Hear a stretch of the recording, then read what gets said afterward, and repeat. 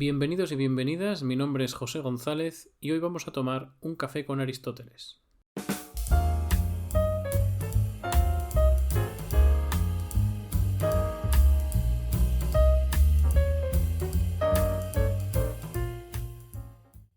En el episodio de hoy vamos a abrir una obra de Aristóteles muy interesante y tal vez una que ha sido menos estudiada que otras de este autor, una obra dedicada a la reflexión sobre la poesía, sobre el teatro, sobre el rol de los actores y de las actrices y sobre algunas otras cuestiones relativas al arte poético. Esta obra es La Poética o Peripoietikés sobre la poética y es una reflexión estética, concretamente sobre el arte poético, o sea, sobre la poesía, pero también sobre la tragedia, sobre la comedia y sobre la epopeya. Cabe decir que esta es una obra que parece ser una obra inacabada de este autor, o más bien incompleta para nosotros. Parece que la poética estaba compuesta por más partes, por más libros, más allá de los 26 capítulos que nos han llegado. Pero esas partes, esos libros, se perdieron en algún momento de nuestra historia, por lo que hay una parte de la reflexión artística, estética de Aristóteles a la que nunca tendremos acceso. La obra de la poética, como la mayoría de las obras de este autor, tiene muchas reflexiones que son de hecho muy actuales, y su lectura la podemos poner a la luz de cosas tan contemporáneas como el cine, como las películas. Hoy veremos una de las reflexiones fundamentales, una de las más básicas de esta obra, que es la naturalidad de la imitación, tanto como método, como medio de aprendizaje, como método o como medio para obtener el placer.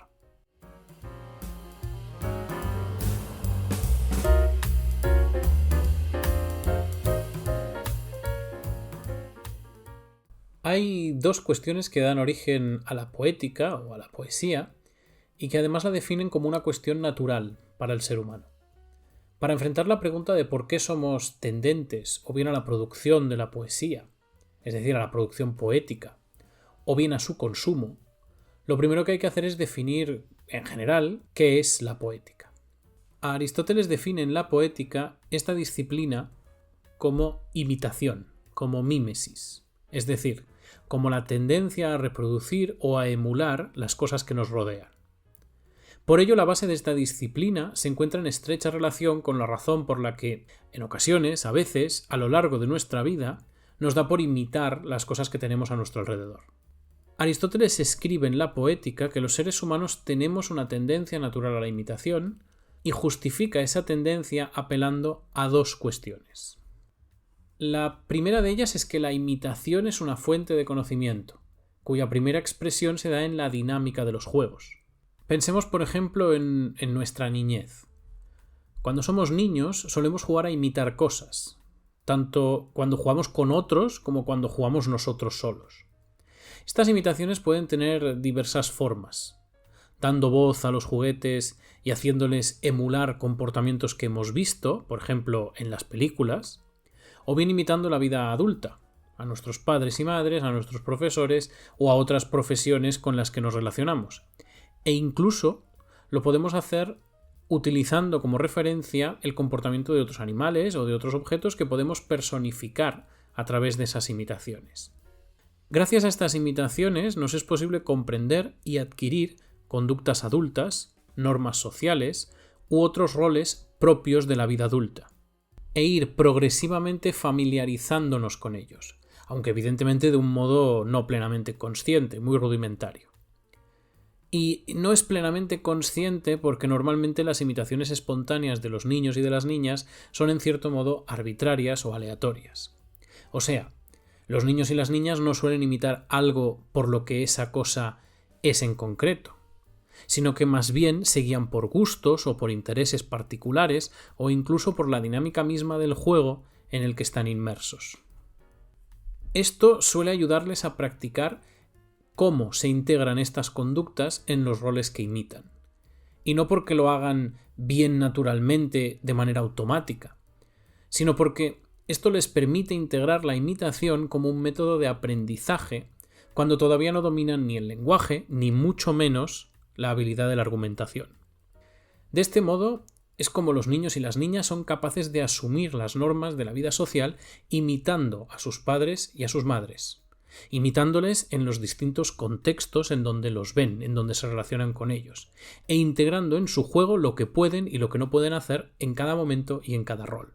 Por tanto, la imitación, si no es la primera, es de las primeras herramientas que tenemos para introducirnos en la vida social.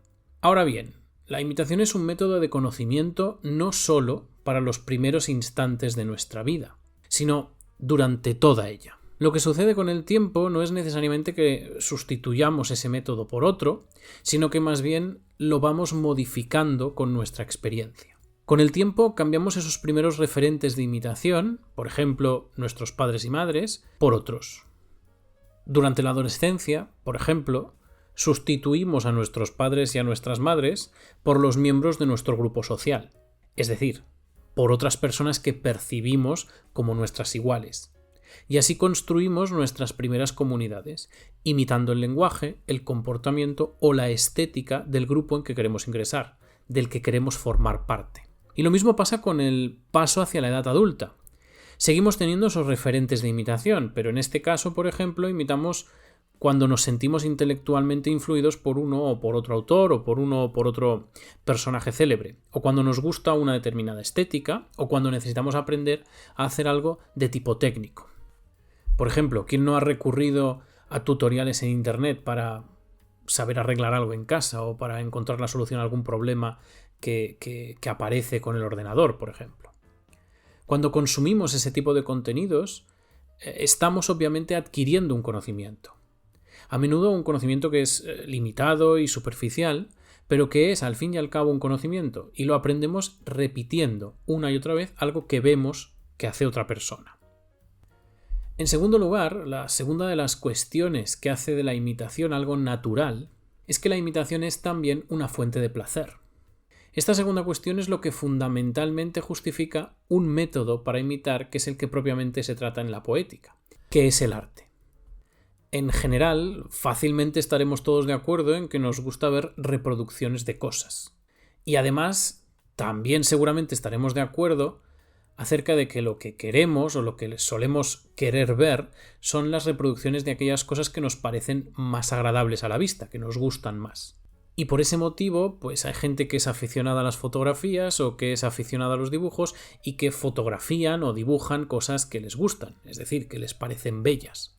Vamos, que nos regocijamos observando aquello que nos gusta, aquello que nos parece bello. Por ejemplo, es para todos algo esperable que ese amigo que todos tenemos, que le gusta tanto la pintura o la escultura, pues quiera pasarse horas dando vueltas en un museo. O ese otro amigo a quien le gustan mucho los coches y los colecciona en miniaturas o en imágenes.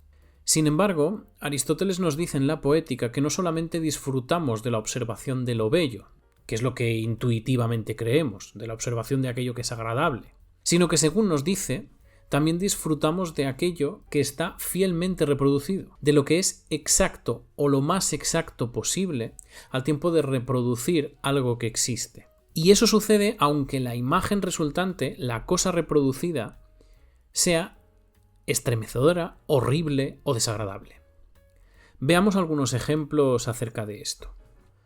Por ejemplo, os propongo que penséis en la imagen del nacimiento de Venus de Botticelli. Todas estas imágenes a las que voy a recurrir ahora os las dejaré colgadas en Instagram para que, mientras escucháis el episodio, pues podáis recurrir al soporte, digamos, visual, a la imagen concretamente. Pues bien, si pensáis en el nacimiento de Venus de Botticelli, lo más probable es que todos convengamos, estemos de acuerdo en que esa pintura, esa obra, es una representación clara y evidente de la belleza. Es un cuadro que invita a ser contemplado, que reviste una cierta proporción, que nos cuenta una historia. En definitiva, es agradable a nuestra vista. Sucede algo similar, aunque en cierta manera opuesto, si os pido que penséis en La verdad saliendo del pozo de Gérôme. En este cuadro podemos reconocer, igual que lo hacemos en la Venus de Botticelli, la belleza, la proporción, la técnica. No obstante, la sensación que transmite esta escena es muy distinta a la que tenemos cuando vemos la Venus, y en algún sentido es menos agradable. El cuadro de La verdad saliendo del pozo transmite tensión, transmite intranquilidad. La verdad está saliendo del pozo de malas maneras, nos está amenazando claramente, está viniendo hacia nosotros con una actitud agresiva. Sin embargo, esta intranquilidad, esta tensión, todas esas emociones o sensaciones que evocan emociones negativas, no hacen ni mucho menos que sea desagradable el contemplar la obra. No hace que no queramos verla. Pero podemos incluso darle a todo esto una vuelta de tuerca más. Os propongo ahora que penséis en el cuadro de Saturno devorando a sus hijos. Da lo mismo si pensáis en la versión de Goya o en la de Rubens. Cualquiera de las dos versiones reproduce una escena muy desagradable y que para todos podemos reconocerla como muy desagradable. Sin embargo, a pesar de eso, somos capaces igualmente de ver en ellas una cierta representación de la belleza. Claramente una belleza distinta a la que vemos en la Venus de Botticelli o en La verdad saliendo del pozo, pero vemos, sin duda, todos estaremos de acuerdo, la mayoría estaremos de acuerdo en que vemos una representación de la belleza. Pues bien, lo que nos está queriendo decir Aristóteles, con esto que hemos dicho, es que, más que por la belleza, estos cuadros nos invitan a contemplarlos por la fidelidad, por lo fielmente desagradables que son al tiempo de reproducir lo que reproducen. Mucho más o principalmente antes que por la belleza que se desprende de ellos. Pues bien, esta irremediable y natural tendencia a observar también lo desagradable es precisamente a lo que se refiere Aristóteles cuando en la Poética nos dice que no importa si es bello, en sentido, digamos, intuitivo y general en el que venimos usando ese concepto, o desagradable o repugnante lo que se reproduce en la imitación, puesto que la imitación es una fuente de placer. Es decir, nos produce placer o nos puede producir placer por dos motivos. Podemos encontrar placer en la imitación por la cosa que se imita, como por ejemplo hemos dicho en la Venus, pero también podemos encontrar placer por la ejecución de esa imitación, o sea, por lo fielmente que se reproduce la cosa imitada. Además, Aristóteles también señala que parece que encontramos placer en la imitación cuando en ella reconocemos algo que nos es familiar. Por ejemplo, no es la misma sensación cuando vemos un paisaje en una pintura, un paisaje al azar, que cuando vemos un paisaje en el que hemos estado nosotros físicamente y que por tanto lo reconocemos esa visión como parte de nuestra experiencia personal. Ni tampoco es la misma sensación cuando vemos un retrato nuestro, un retrato de alguien conocido, que cuando vemos un retrato de alguien genérico, de alguien que no conocemos de nada. Vamos, que estas son las razones por las que la imitación nace o surge de la naturaleza del ser humano. Primero porque es una de nuestras primeras y una de nuestras más fuertes fuentes de conocimiento. Y después porque además de conocimiento nos otorga placer.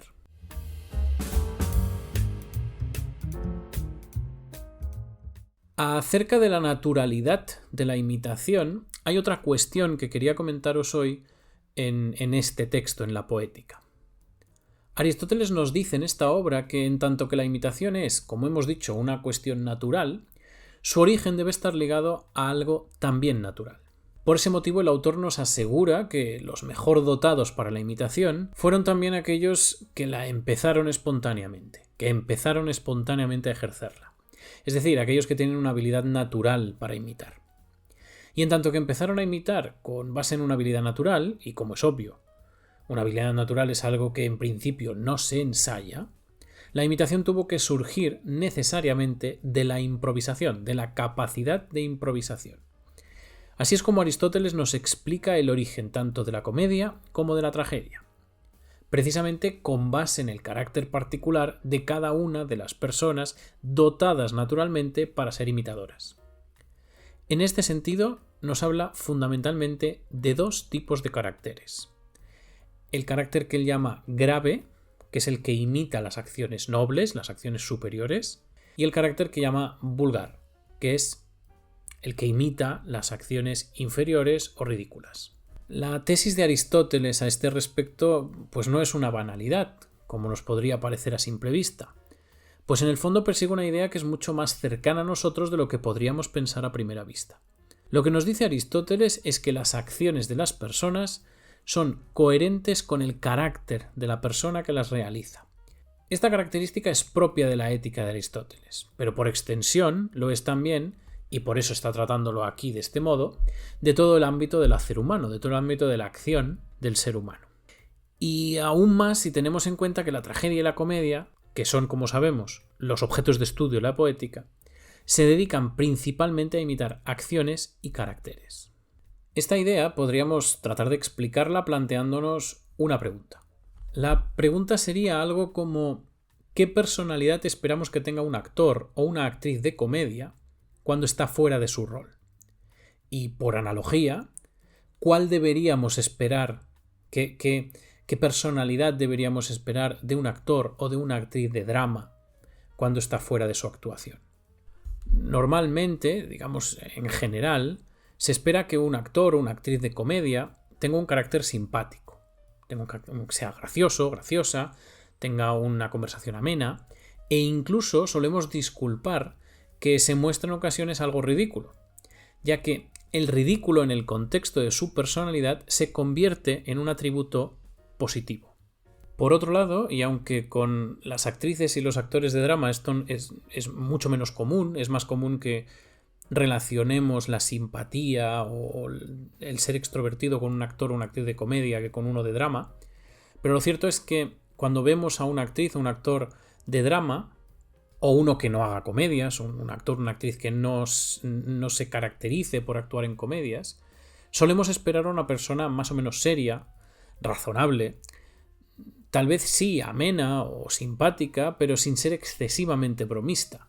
Y por supuesto esperamos a una persona que no tenga comportamientos excesivamente ridículos o risibles.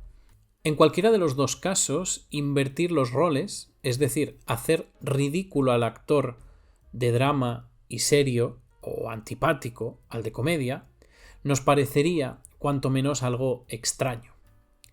Y esto es porque en general, cuando vemos a un actor que no es de comedia y le oímos hablar, pues no esperamos encontrar a un cómico. Del mismo modo que cuando oímos a un actor de comedia, por ejemplo, una entrevista, esperamos que sea una entrevista en la que, en mayor o menor medida, algo nos vamos a reír. Por tanto, y aunque sea solo como tendencia, parece que, tal como Aristóteles apunta en la Poética, no solo establecemos relaciones entre el carácter personal y el talento imitativo desde un punto de vista técnico, sino que además reconocemos que la mejor imitación en cada género depende de un talento o de una habilidad natural. Y esto se refiere a la existencia de una cualidad personal. Por eso el actor de comedia fuera de la actuación esperamos que tienda a hacernos gracia, y el actor de drama fuera de la actuación esperamos que no. Vamos, la idea que os quiero transmitir es que si el talento como imitador depende en parte de una habilidad natural, por tanto de una cualidad personal del actor o de la actriz, suceden cosas como que nos sorprenda o nos tienda a sorprender ver a actores o a actrices que, estando habituados a verlos en un género concreto, por ejemplo en la comedia, saltan o transitan hacia otro género tratando de explotar ese talento. Un actor con el que yo personalmente he visto esto, he podido reflexionar acerca de esta cuestión, es con Jim Carrey. Yo, como muchas otras personas, y además, pues yo desde mi experiencia personal supongo que la mayoría, conocí a Jim Carrey en el género de la comedia, en películas como La Máscara o como Ace Ventura. Sin embargo, con el tiempo vi que este actor había trabajado en otras películas de otros géneros, y además con un éxito más o menos notable. Un día vi una película que fue la que me iluminó esta cuestión, que fue El número 23.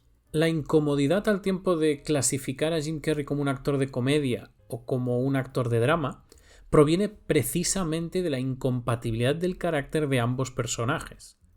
El hecho de que el protagonista del número 23 sea tan diametralmente opuesto, por ejemplo, a Ace Ventura, hace que la coherencia del carácter adherido a la figura de Jim Carrey se rompa o por lo menos se problematice. Y eso no implica que deba decantarse por un género o por el otro.